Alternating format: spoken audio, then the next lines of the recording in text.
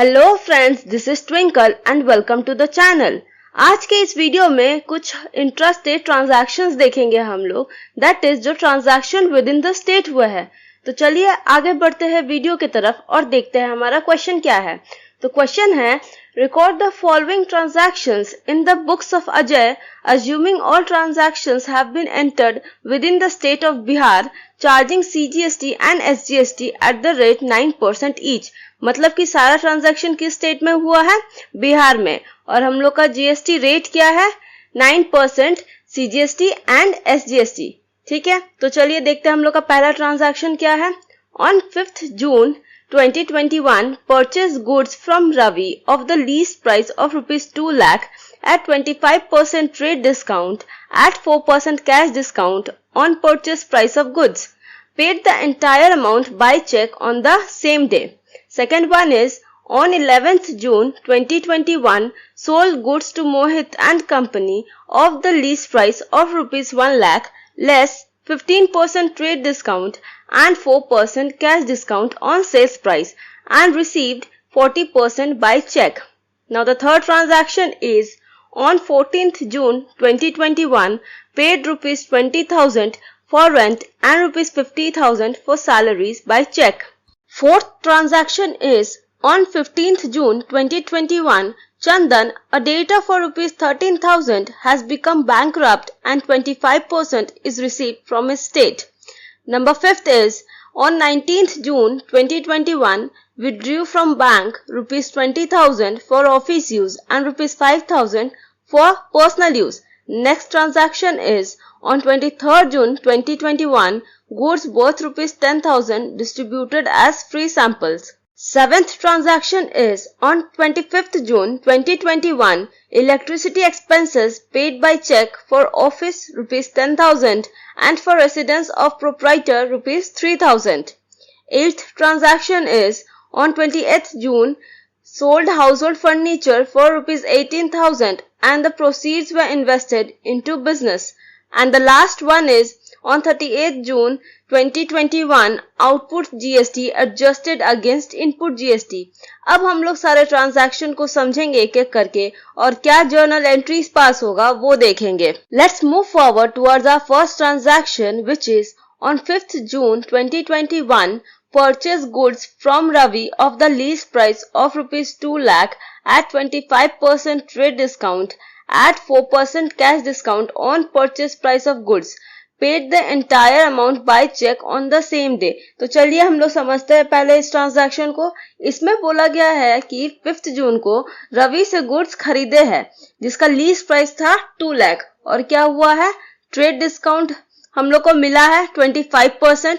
उसके बाद cash discount भी मिला है परचेस प्राइस पे। तो चलिए पहले इसका वर्किंग नोट देख लेते हैं। तो वर्किंग नोट क्या होगा, calculation of amount paid to Ravi. तो पहले क्या लिखेंगे हम लोग, lease price of goods purchase, यानी हम लोग का जो गुड्स खरीदे थे उसका लीज प्राइस क्या था, वो था 2 लाख रुपीज। उसमें से क्या करेंगे, लेस ट्रेड डिस्काउंट करेंगे जो कि हो जाएगा 2 लाख का 25% विच इज 50,000। तो 2 लाख माइनस 50,000 कितना हो गया, 1,50,000। अब इसमें क्या ऐड होगा, हम लोग का input CGST and input SGST। तो इनपुट CGST कितना होगा, 1,50,000 का 9% विच इज 13,500।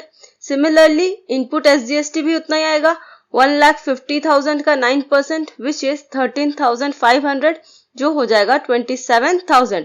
तो अब है 1,50,000 प्लस 27,000 तो हो गया 1,77,000।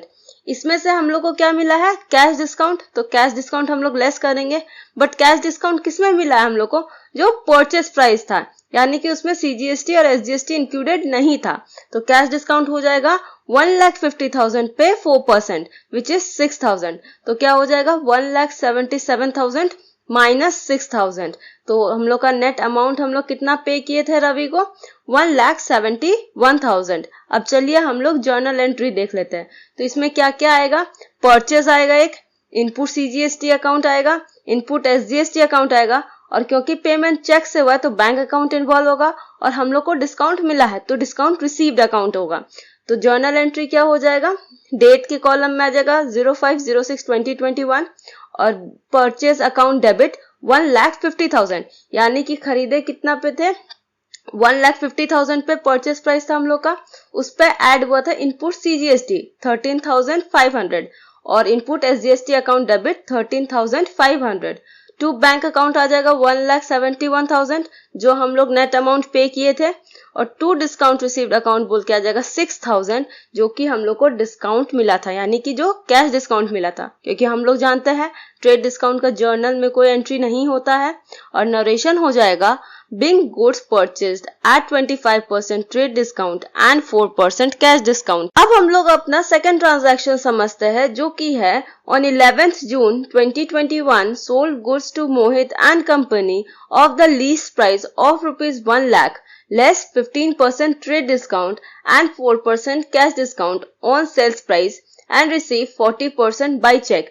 तो इस ट्रांजैक्शन में क्या बोला गया है कि हम लोग गुड्स बेचे हैं मोहित एंड कंपनी को, जिसका लीज प्राइस था रुपीज 1 लाख। उसमें से क्या होगा, ट्रेड डिस्काउंट लेस हो जाएगा 15%, और क्या करेंगे हम लोग 4% कैश डिस्काउंट देंगे सेल्स प्राइस पे। बट हम लोग को मिला कितना है, 40% मिला है, तो हम लोग कैश डिस्काउंट किस पे देंगे, 40% पे देंगे। तो चलिए पहले हम लोग कैलकुलेशन कर लेते हैं किस चीज का, कि हम लोग का अमाउंट कितना मिला है और कितना क्रेडिट सेल्स हुआ है।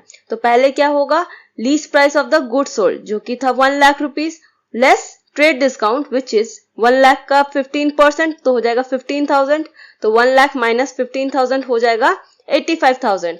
अब इसमें ऐड होगा हम लोग का आउटपुट CGST विच इज 85,000 का 9% हो जाएगा 7,650, और ऐड होगा output SGST which is rupees 85,000 का 9% अगेन, तो हो जाएगा 7,650। अब अगर हम लोग आउटपुट CGST और आउटपुट SGST को ऐड करें तो हो जाएगा 7,650 plus 7,650 which is equals to 15,300। तो अब मेरा टोटल कितना आ जाएगा, 85,000 plus 15,300 which is equals to 1,300,000। अब क्या है, हम लोग को निकालना है हम लोग का कैश सेल कितना है। तो बोला था 40% हम लोग को चेक से मिला था, तो कैश सेल हो जाएगा 1,300,000 का 40% विच इज 40,120।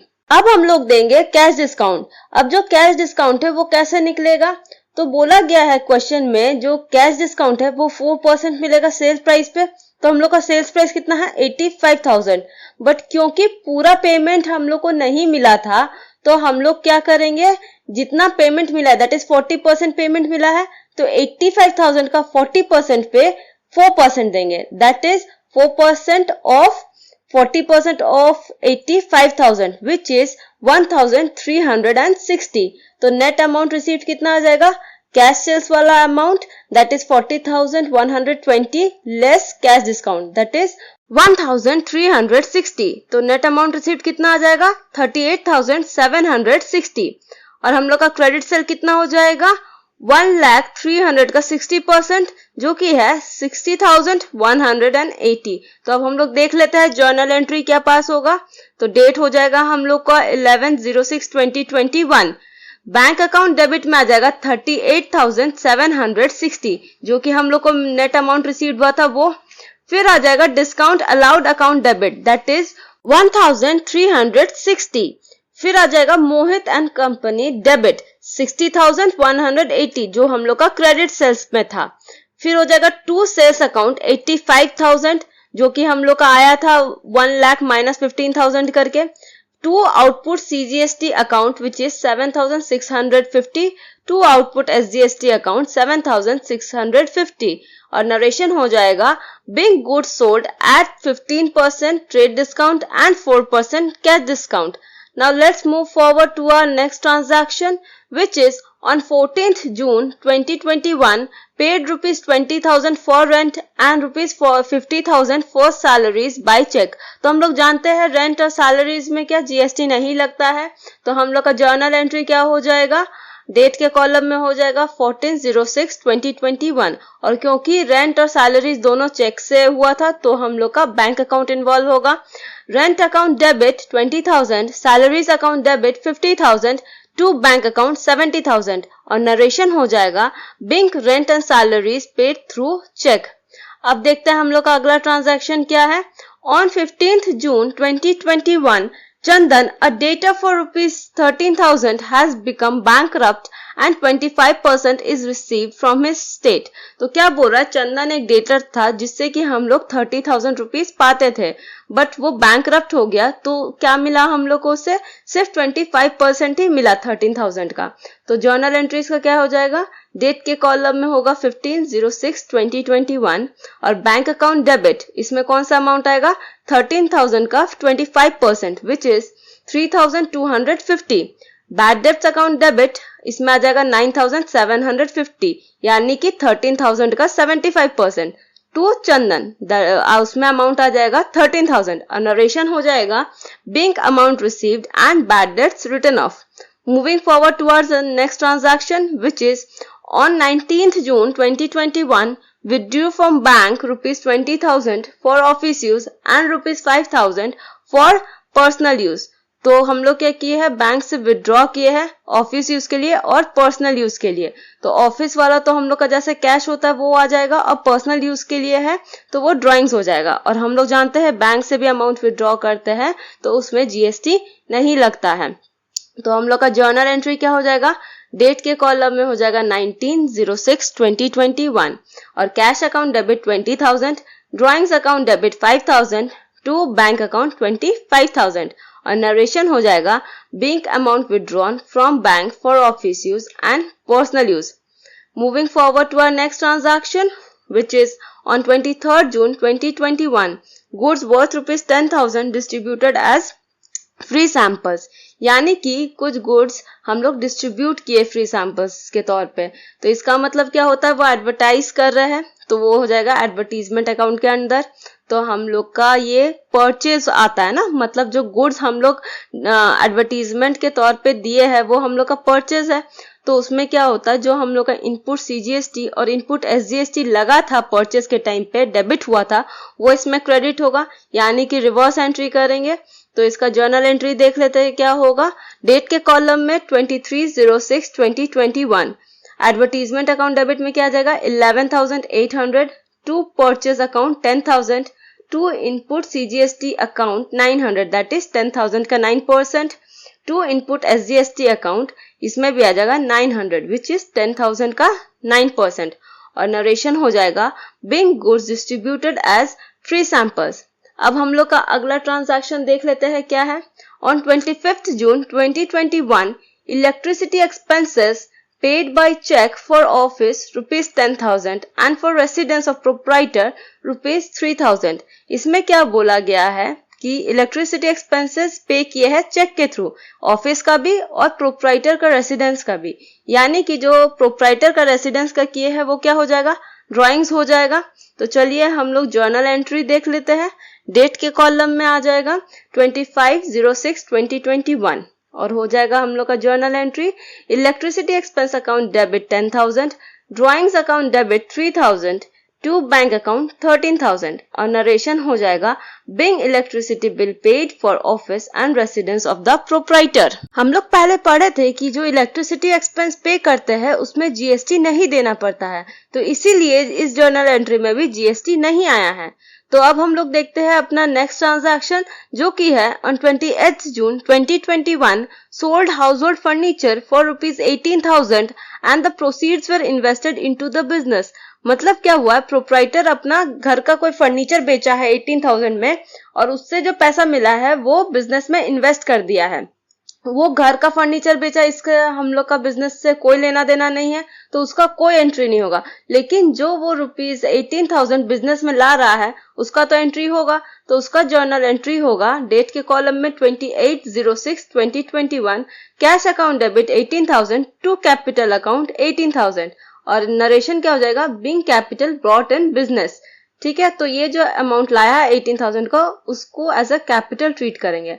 अब हम लोग का लास्ट ट्रांजैक्शन है on 38th June 2021, output GST adjusted against input GST. मतलब कि जो हम लोग एडजस्टमेंट करते हैं जीएसटी का वो वाला. तो अब हम लोग देख लेते हैं कि इनपुट सीजीएसटी और इनपुट एसजीएसटी हम लोग का कितना है.